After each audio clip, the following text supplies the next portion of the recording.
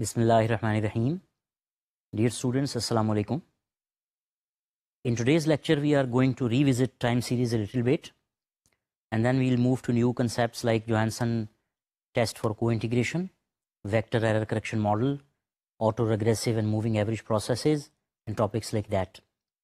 I would start by looking into what actually time series data is. As you know, the time series data is the data where the variables are recorded over time. So you have observations recorded over time for different variables. This can be annual, biannual, quarterly, monthly, daily. Data even can be recorded for seconds, as you may observe in the foreign exchange markets, in stock exchange, etc. For example, when we speak of annual time series data, you have macro data mainly. The examples you have been discussing are related to macro data. For example, you have the gross domestic product, you have the exports, imports of one country or different countries. You remember that if we have the time series data recorded for different countries at a time, for different time periods, then we call it panel data. But when we are speaking of time series data, that must be for one entity where observations are recorded over time.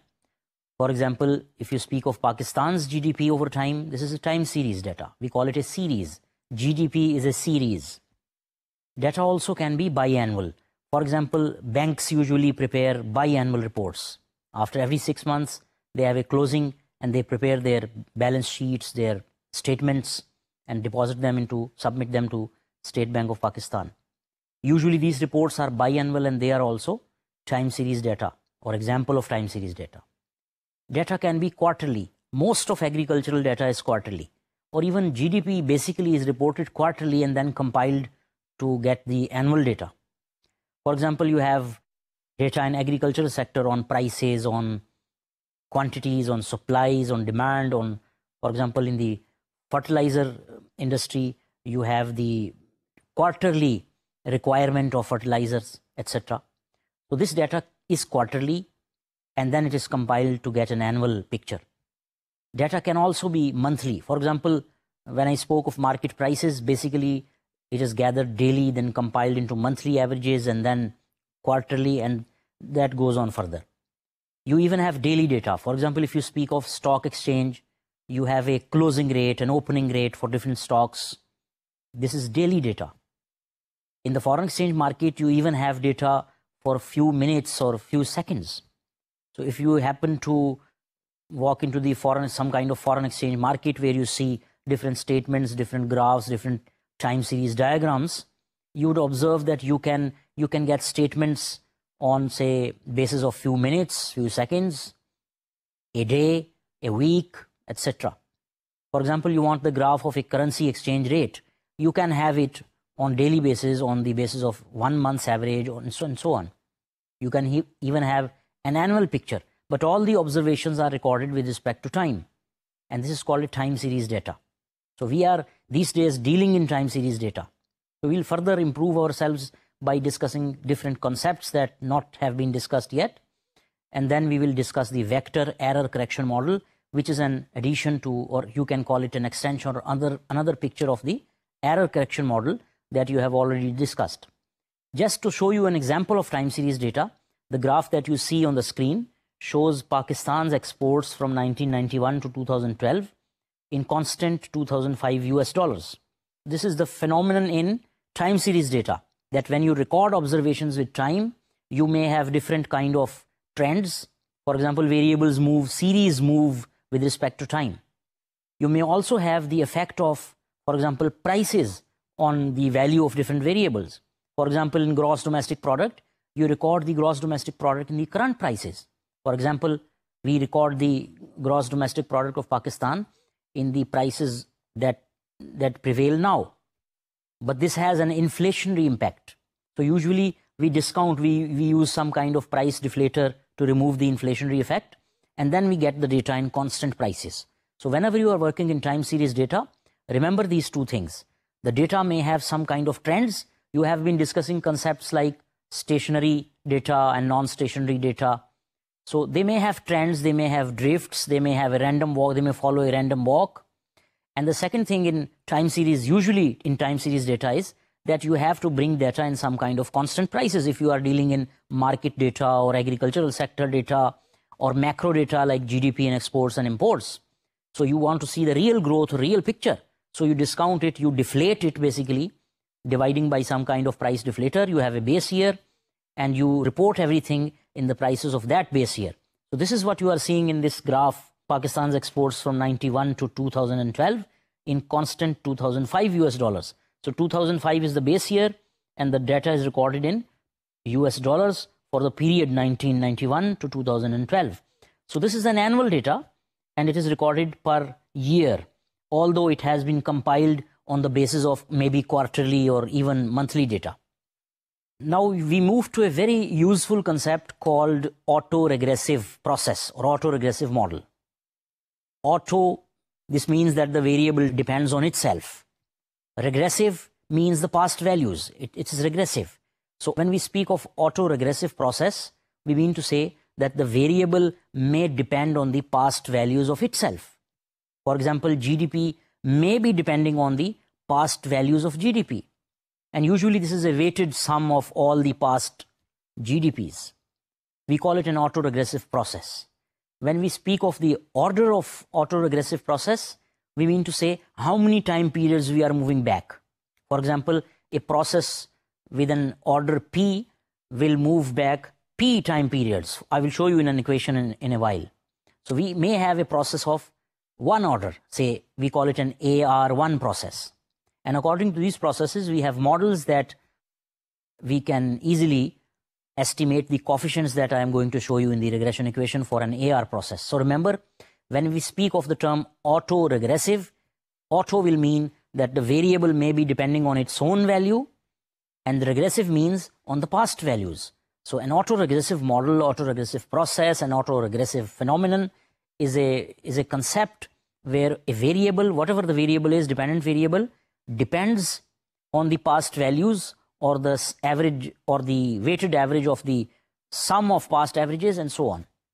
So let me show you. So you are seeing ARP process. P is the order of the process. So you have yt is equal to phi naught plus phi 1 yt minus 1. This yt minus 1 is the previous value of the variable y. Then phi 2 yt minus 2. This is the 2 period back. This was the value and so on. We continue till yt minus p. So for t, we go back p time periods plus epsilon t, which is the residual of this model. We can have the AR process for any order. For example, you are seeing an AR1 process below. Yt is phi naught plus phi 1 yt minus 1 plus epsilon t, which means that this variable yt depends on its past value. If you remember the forecasting concepts, we had discussed last period as a forecast or naive forecast.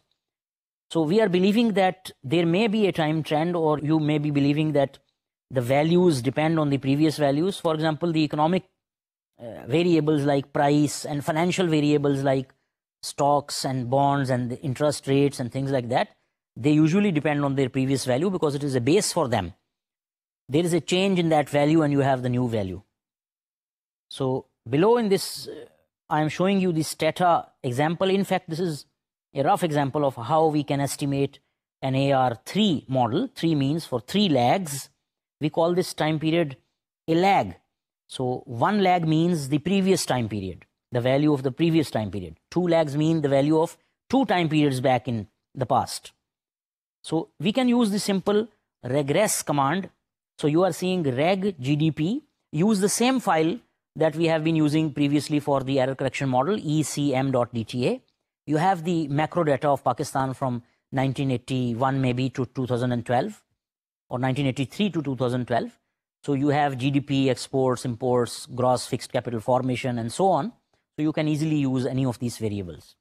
So to estimate GDP as an autoregressive process, so we say reg, as you are seeing, GDP, L capital dot GDP. This L means a lag. So we have 2 methods here. As you remember in Stata, we can create a lagged variable. So we can create a column with the lagged values of GDP. Or we can create another column with the second lagged variable, or 2 periods back. We can move 2 periods back and create another variable.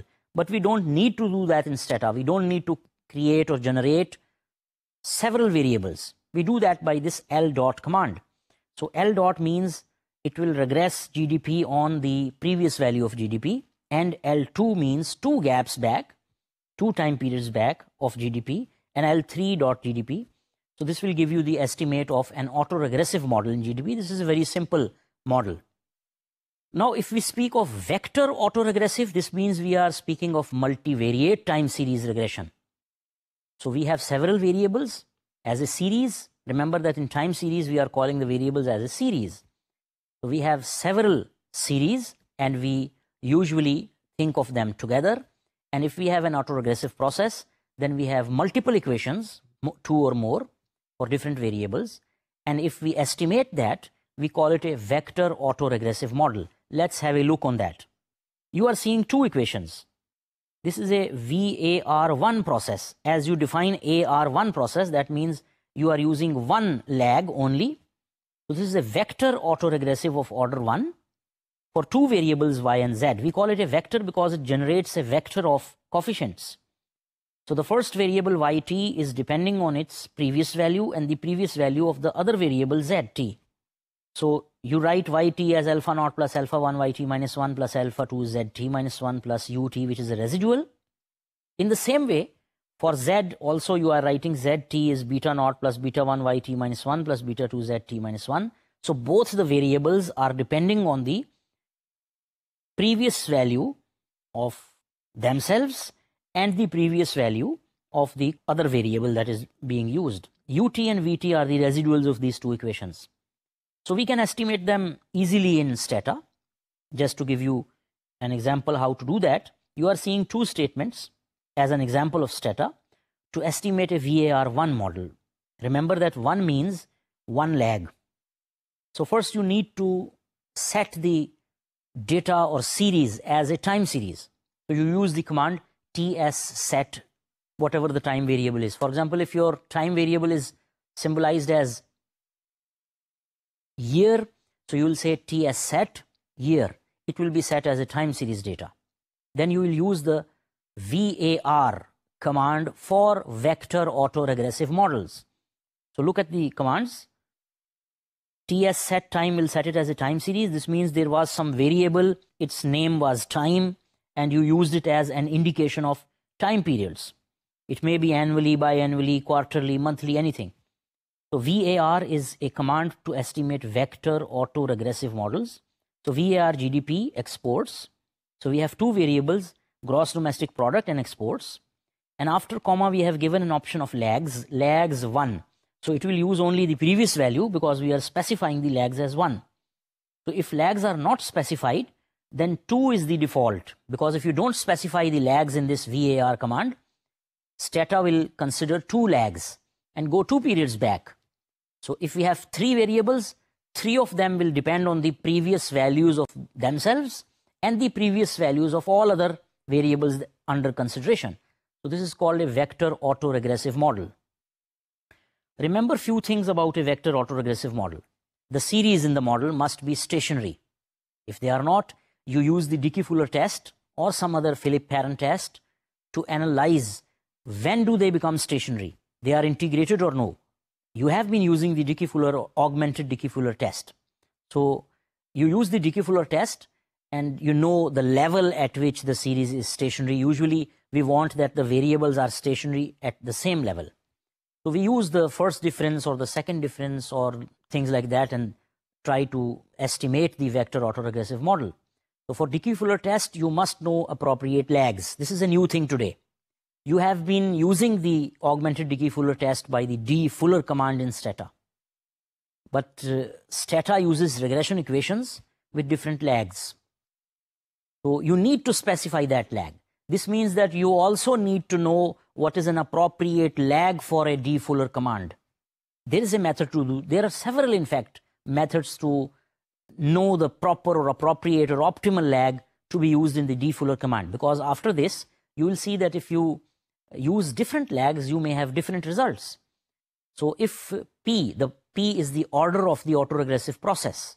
If it is too small, there is problem maybe of serial correlation. If it is too large, then the power of the test is compromised.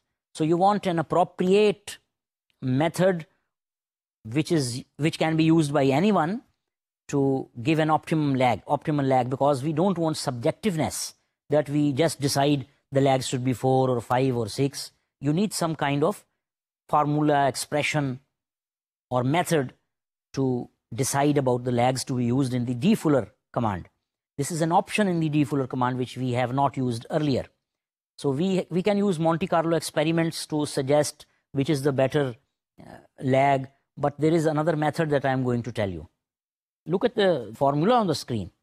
P max, the maximum lag. This was given by Schwartz in 1989. It's called Schwartz rule of thumb. So P max is 12 times T over 100 raised to power 1 over 4 or 0.25. T is the number of observations. And this square bracket that you are seeing, it's an indication that after estimating this 12 times T by 100 raised to power 1 by 4, we will take the integer part. So the square brackets here mean integer part. For example, the file you are given for practice, that is ecm.dta, you have 30 observations. So if you calculate by this formula, the result is 8.8 something. So the integer part is 8. So we'll use 8 lags. So if we give the dfuller command, the default is of lag length is 0. But if you give the lag length, you have to give it as an option. You know that the options in Stata are given after a comma, after every command. So you can say dfuller, some variable name, comma, lags, and number of lags that you want to give. So you are seeing the result of dfuller imports lags 8. From where this 8 came? This was from the Schwartz rule of thumb that you just saw. You will not give it by yourself. You need to use some kind of tool, some kind of method, some kind of technique to get this 8 or whatever the number is, the optimum lag. Although you can just try different lags and see what happens. So dfuller is the augmented Dickey-Fuller test for unit roots. It checks for the stationary data or non-stationary data. So here we have given 8 lags, which was decided by the Schwartz rule of thumb. And the test statistic comes to be 0.831 as you are seeing. And the p-value below is 0.99. This means this variable imports is not stationary. So you need to take the first difference or second difference, whatever you want, to transform the variable to make it stationary. So if we write dfuller d dot imports, you remember that d dot means taking the first difference of the variable without creating a new variable or new column in Stata. So you will write dfuller d dot imports, comma, because you are going to give an option, lags, and in parentheses 8. This will use 8 lags and compute the Dickey-Fuller, perform the Dickey-Fuller test, the augmented Dickey-Fuller test, and show you whether this first difference is stationary or no. Look at the results. dfuller is the default lag length is 0 for dfuller, and the command that we used is dfuller d dot imports lags 8, and the result is a p-value for z of 0.26. We cannot reject h0 and say we conclude that even the first difference is not stationary in this case. Maybe if you write the statement dfuller d dot imports without specifying the lags, you may find that it is giving that a result that this is stationary at level 1 or when you take the first difference. But here when we give lags 8, the picture may be different, and this time it is not stationary at the first level. So let's try the second one. The results are in front of you. dfuller d2 dot imports means that d2 means we are taking the difference twice. So this is the second level. Lags is again specified at 8. This time you have a test statistic of minus 3.08 and 0.028 as the p-value of this z statistic, which means that at 5% level of significance, we can reject h0 and conclude that this second difference of imports is stationary, or we can say imports are stationary at second level. So suppose we are moving for co-integration and we want some other variable like exports, it also should be stationary at second difference when we use the same number of lags. then we can proceed. Let's see. So when we do this for exports, dfuller d.exports lags 8 with a drift this time, we find that it is stationary at the first level. Even imports that we just saw become stationary at the second level. If we use the option drift, the picture is different. So we are assuming a random walk with drift. If we assume a random walk with drift, we give an option in Stata called drift. So when you use this option, you have the results assuming that the process or the series follows a random walk with drifts. You have already studied this concept. So if we are assuming random walk with drifts, then we should use the option drift, and the picture is different then. So be careful while deciding which type of Dickey-Fuller test you are applying. How will you know about that? You will just graph your series and look at the nature of it and take the first difference and get another line or graph and look at the nature. Is there a drift? Is there a trend? And then apply the relevant command, because the machine is not going to decide that. You are, as a researcher, should be able to think and decide what options you are going to use and which type of commands, which type of models you are going to use. So here, if I assume, because I have seen the graphs, I didn't show them to you, but I saw them, they follow a random walk with drift. So we should use an option drift. Let's look at the results again. So dfuller d.imports lags 8 and drift.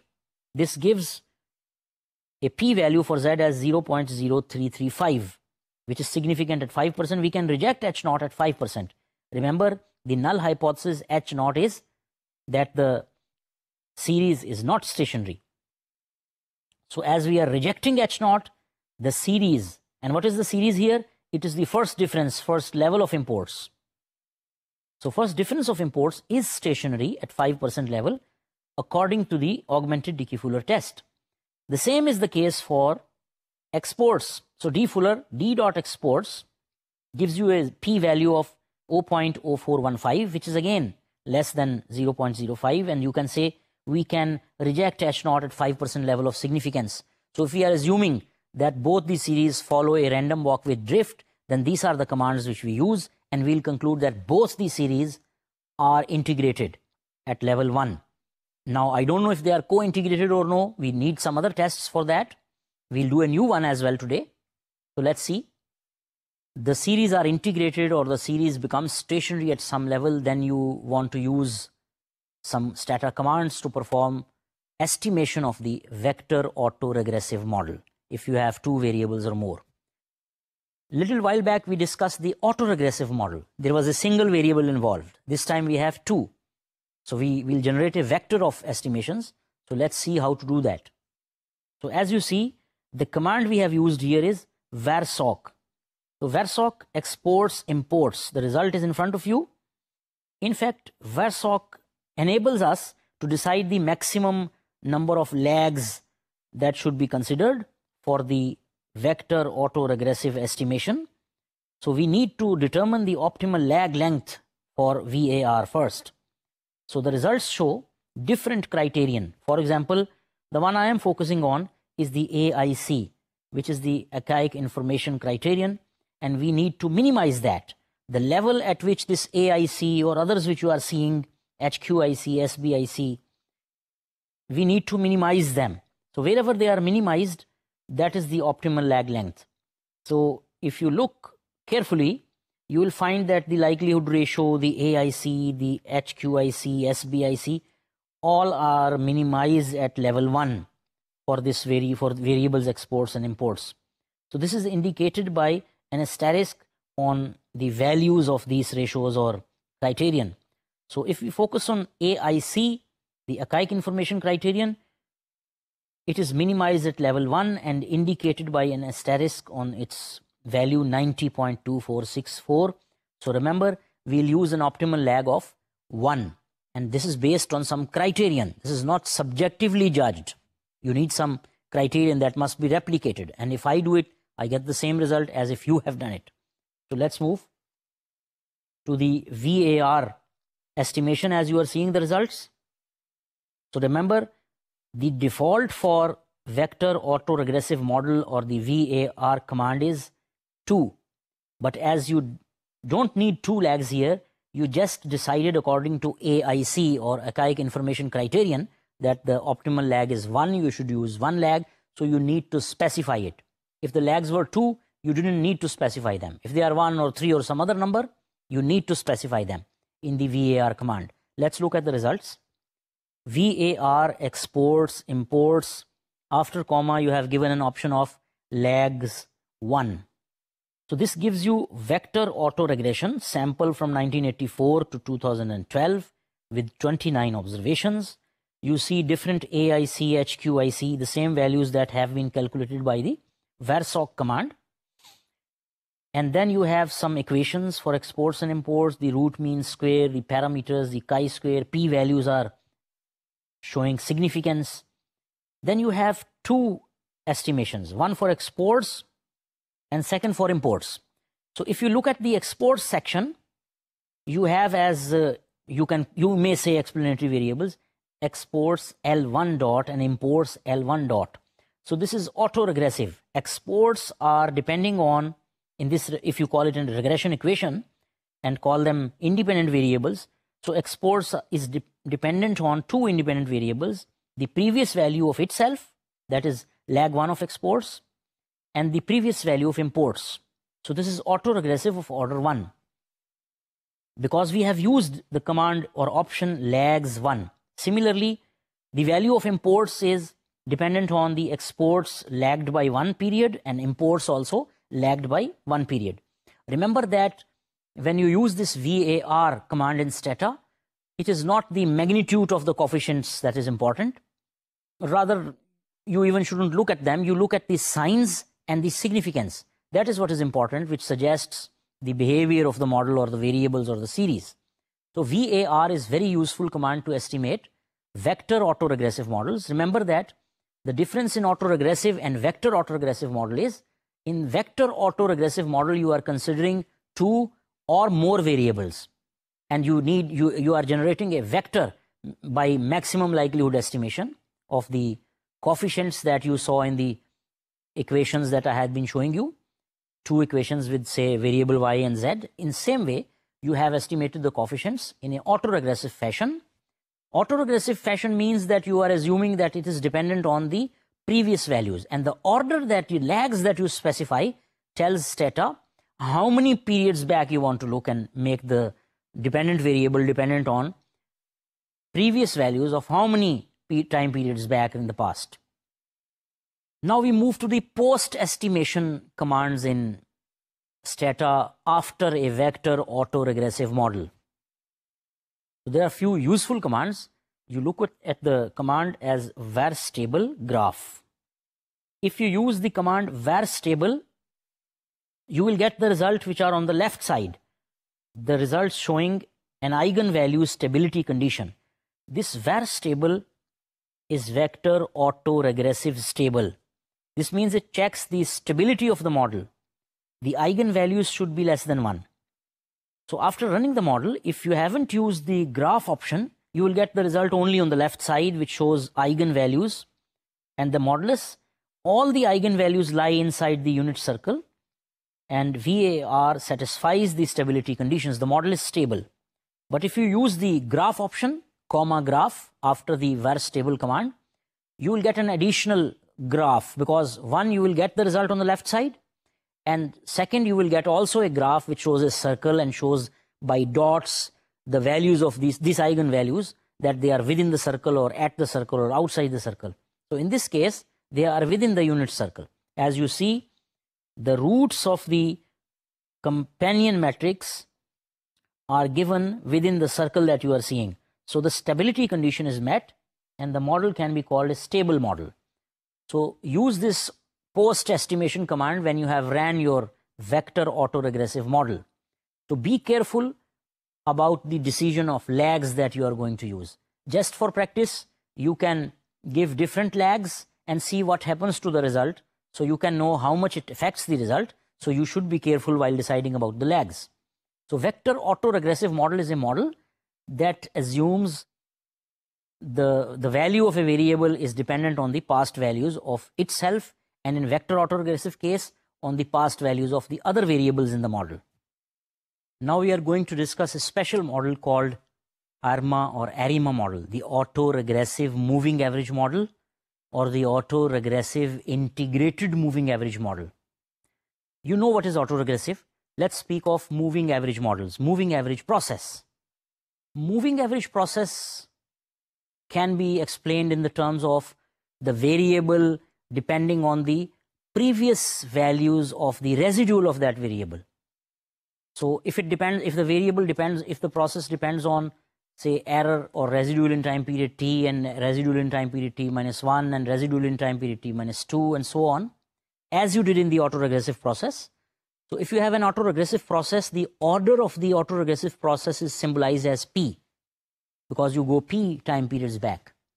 So if you have a process in which the value of the series depends on the previous values of the residuals, then you are using moving average process. And the order of moving average, how many time periods back you are moving, is symbolized here as q. So q is a value of the time periods that we will move back in a moving average process, and p is the order of the autoregressive process. Now if we combine both of them, we get an autoregressive moving average model. So remember that when you have autoregressive moving average model, you are combining autoregressive process and a moving average process. And the autoregressive process or moving average process as a standalone is a reduced, you can call it a reduced form of the autoregressive moving average process. Because a simple autoregressive process means that moving average process order is taken as 0. And a moving average, purely moving average process means that the autoregressive process is taken of order 0. So it is missing. The terms, related terms are missing. But if you have order 1 or more for both, then you have a combination of both in the equation. Let's see how. So as you see, ARMA or ARIMA, as you like, you can call it autoregressive moving average or autoregressive integrated moving average. In fact, the difference in both, not to spend too much time on that, is only that of integration. So if the variables are integrated, we are using the autoregressive integrated moving average. And if the integration is of order 0, you must remember the series is stationary. So if you have integration of order 0, this ARIMA model will become an ARMA model. So autoregressive integrated moving average when I is 0 is the same as autoregressive moving average model. So let's see how to show the equation. The equation that you see is autoregressive moving average process.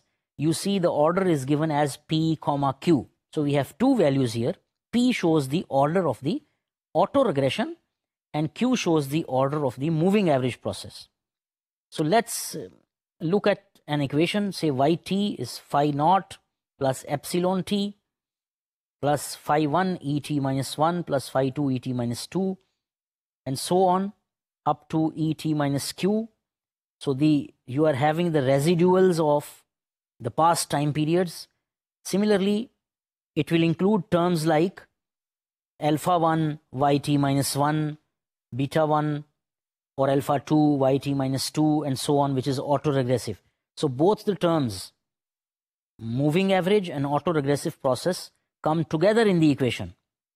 So when you speak of ARMA of order 1 naught, this means that you are speaking of a purely autoregressive process of order 1.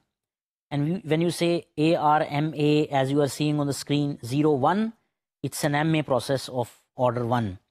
So if you write ARMA 1, 1, then the equation below has two main terms. It has a constant, although an epsilon t, but you look at the two terms, we are using single order, that is order 1. We are going one time period back.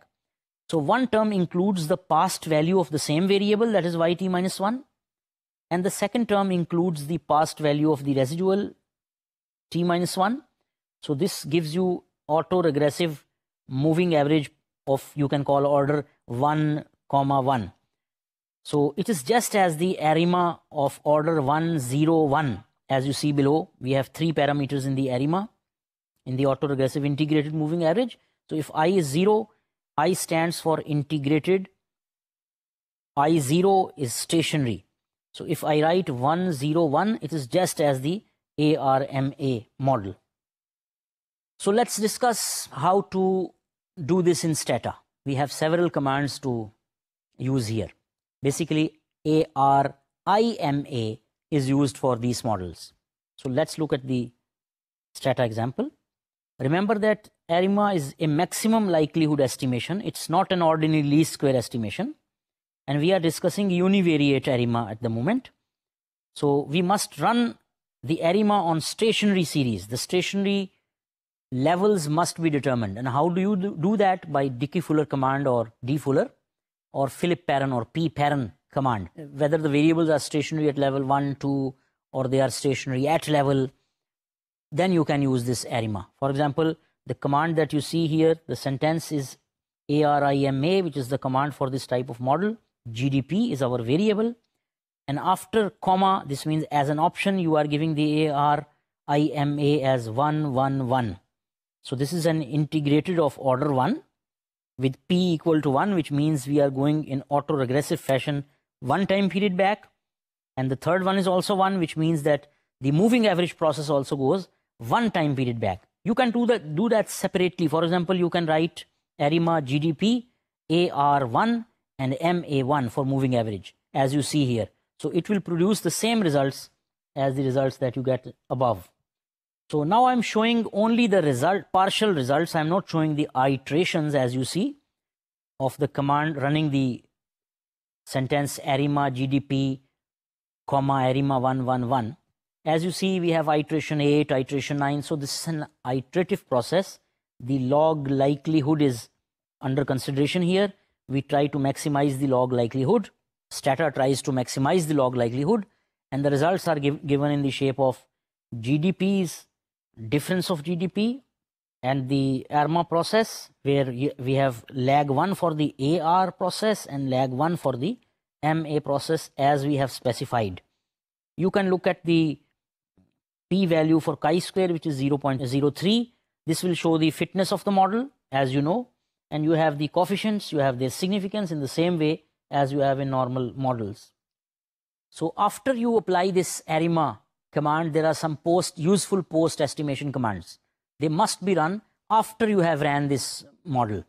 So the first one is AC plot. You need to write EStat in Stata, in the modern versions of Stata, and AC plot. This will give you the auto correlation functions. You want the residuals not to be correlated. So auto correlation and covariances are given by this graph. So let's see the result of that. So if I write after, remember we do that after running the ARIMA model. So EStat AC plot on this model that I just ran on the ECM.dta file. It estimates the autocorrelation and covariances. So the parametric autocorrelations of D.GDP, this is the first level of GDP with 95% confidence intervals. Look at the graph. It is decreasing, so the autocorrelation is decreasing as you increase the lags.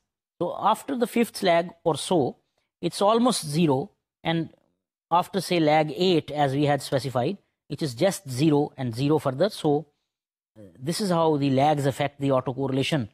So if you use lags less than the optimal lags, you may have autocorrelated residuals. But in this graph, we have just depicted how the autocorrelation decreases when we increase the number of lags, and it becomes 0 at specific optimal lag. The second command is aroots, but we need to write EStat before that. EStat aroots, it checks the stability condition. Remember that you check the stability condition in VAR model as well. So in this model also, you want to know if the model is stable or no. So if you write EStat aroots, you get the following result. On the left side, you are getting the stability condition eigenvalues. For both, you have two eigenvalues, 0.4726 and minus 0.10. Both of them are within the circle. All the eigenvalues lie within the unit circle as they should. So one is for the AR process and second is for the moving average process. And the inverse roots of the ARMA polynomials lie within the unit circle. One dot shows the AR roots and the second dot shows the MA roots. As both are within the circle, we say that the model is stable. So another post estimation useful command is VCE. So E-stat VCE will produce the variance covariance matrix for this estimation. Let's see how. So if we write, remember after the estimation of ARIMA model, E-stat VCE, so the covariance variance matrix is in front of you. The title is covariance matrix of coefficients of ARIMA model. So you have for GDP and the AR process and the MR process separately, and some sigma values. So these values which you see here, for example, 0.14 and 0.144, these are the variances or covariances of these estimations, which are useful in many ways. You have been discussing co-integration by using the Granger's test, but now we are going to do a new one, which is called Johansson's co-integration test. So basically it uses the maximum likelihood estimations and uses two statistics, the eigenvalues and the trace statistics, as you see. So first, as in VAR you just discussed, we'll be getting the optimal lag, which was 1 by the VARSOC command. We will use that. And then we'll use the VEC-rank, which is a command in Stata, to look into the co-integration of two time series. For example, you are seeing a statement, VEC-rank exports imports lags 1. So we have two series of exports and of imports. VEC-rank is the command for the Johansson's test for co-integration, lags 1.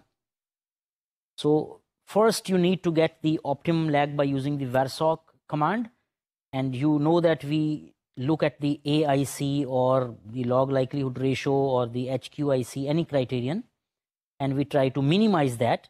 So the minimum AIC is indicated by an asterisk, say the value is indicated by an asterisk, which is the minimum in that column, which shows the level of stationarity of these or the optimum lag that we can use for these variables in the command VEC-rank. The next task is to use the VEC-rank command after the lags are decided, because lags is an option that you should give in the VEC-rank command. The command that you are seeing on the screen is VEC-rank GFCF, which is gross fixed capital formation exports with 2 lags. So because the VARSOC command gave you an optimum of 2 lags, so you are using 2 lags this time. Because this VARSOC command were on a new variable GFCF and exports instead of exports and imports.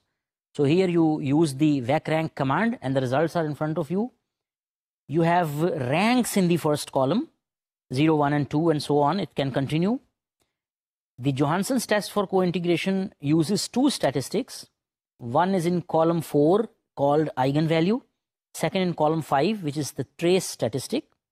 And you have a 5% critical value as well. So if the trace statistic is less than the critical value, that is the rank of this test. And if the rank is 0, there is no co-integration, the variables are not co-integrated. If the rank is non-zero, 1, 2, 3 and so on, then the variables are co-integrated. In this case, which you see, in front of rank 1, the trace statistics is 1.2271, which is less than 3.76, the 5% critical value. This is for 28 observations for the data 85 to 2012. This is because taking 2 lags, we have data from 83 to 2012, but we have taken 2 lags, remember. So in this case, the rank is 1. It is non-zero. So we say that the variables, the series of GFCF and exports are co-integrated according to the Johansson's test for co-integration. So this is a new thing that you learned today. So whenever you try to look into the co-integration of 2 series, try to use both of these, the Granger's procedure and the Johansson's co-integration test. Now we are going to discuss vector error correction model. You are familiar with error correction model, which was for a single equation, single variable. So for a multi-factor model, we use the same concept to estimate a vector error correction model. The error correction model cannot be used in complex situations. So here we use the vector error correction model. For example, we have 2 or more variables.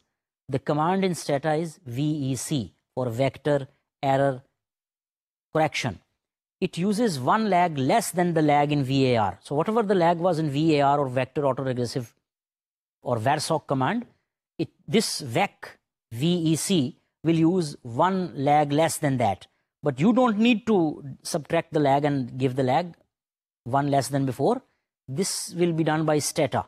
So Stata will itself decrease the lag by 1 unit and estimate the vector error correction. The concept is the same as error correction model, but we have several variables here. Let's see how to do this in Stata.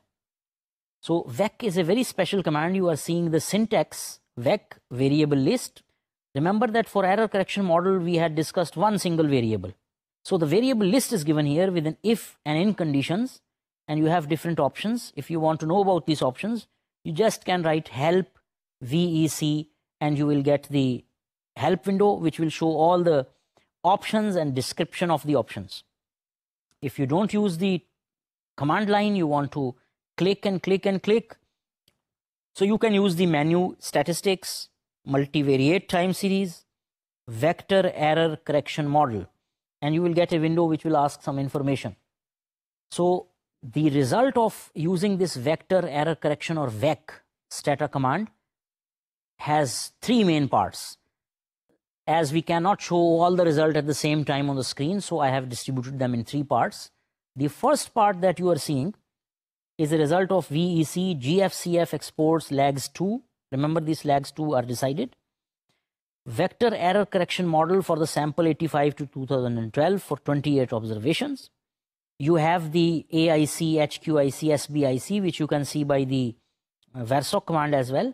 You have the log likelihood ratio. You have the estimation of both the equations, the root mean square, R square, the p-values for chi-square. For GFCF, it is significant, it is 0. For exports, it is not significant. The second part of the model shows the estimation results. As you know, we have two variables, so we will have results of, you can say, two equations. This is a multi-factor model, so you have the difference for GFCF and that for exports, because GFCF and exports were not stationary at level. So you have the coefficients as usual, the standard errors, the Z values, the P values. The P values in case of gross fixed capital formation are mostly significant, and they are not significant for the exports equation. So this is given at 95% confidence interval. The third part of the vector error correction model tells about co-integrating relations. So look at the results. The co-integrating equation has a p-value for chi-square of 0.00. This is good. The Johansson's normalization restriction is also imposed. You can see that for exports, the p-value is 0.00, which is significant. It seems that exports are more responsive. GFCF responds faster than exports if you use the alpha option. After all these three parts, you will have an additional part called adjustment parameters. So for GFCF, it is significant. 21.69 is the chi-square value and the p-value is 0.0. And for exports, it is not significant. This means that the GFCF, or gross fixed capital formation, responds faster than exports in case of any change or shocks in the system. For GFCF, again, the p-value of Z statistic is 0.00, significant, and for that, exports is not significant. So as you use different commands after any kind of model, running a model or regression model or VAR model, you have post-estimation commands for this vector error correction model as well. This is just an extension to the concept of error correction model that you have already been discussing. So let's see the post-estimation commands. Remember that they will work only when you have already estimated a vector error correction model. The first one that you see is vec stable. Remember, we used a command var stable for vector autoregressive stability. Here we are using vec stable for the stability of the vector error correction model. If you have the graph as well, so the option with graph, you will get two results. One is the table which you see on the left side, the eigenvalues, mostly less than 1, and the modulus. And on the right side, you have the graph, that is the unit circle showing the roots of the companion matrices. So you have the dots within the circle with the exception of one which is just over the circle. So we usually use these eigenvalues, we want them within the circle. So that is indication of the stability of the model. In this case, we can say the model is stable. Another useful command is vec LMAR. This shows the autocorrelation of residuals. You want to see if the residuals are autocorrelated or no. Let's see the result of this. The post-estimation command of VEC LMAR shows the autocorrelation of residuals. In this case, the Lagrange multiplier test for 1 and 2 lags, the p-values is not significant. The H0 here, or null hypothesis, is that there is no autocorrelation. And as you fail to reject the H0 here, because the values of p-values of chi-square are not less than 0.05, so you have to accept that there is no autocorrelation. The residuals are autocorrelation free. So in today's lecture, we learned some new related techniques of time series analysis. For example, Johansson co-integration test, the application of the command VEC, which is, you can call it an extension to the error correction model concepts that we have been dealing in the previous lectures. And we also looked into, but not in too much depth, just I introduced you to what is a moving average process, an autoregressive process, and then you can estimate an ARIMA or autoregressive integrated moving average model. But remember that the selection of model is the choice of researcher based on some kind of justification. So be careful while you select your model, look at your data, use basic statements like summarize, describe, build some graphs by using TS line or two-way diagrams, and then decide. Look at the nature of stationarity or non-stationarity. You know that you have several tests, Philip-Perron, Dickey-Fuller test, etc., to discuss about the stationarity and about the co-integration of 2 or more series. So remember that the most important is the selection of the model, and if you select an appropriate model, you will have your appropriate results and you can conclude. So thank you very much for today.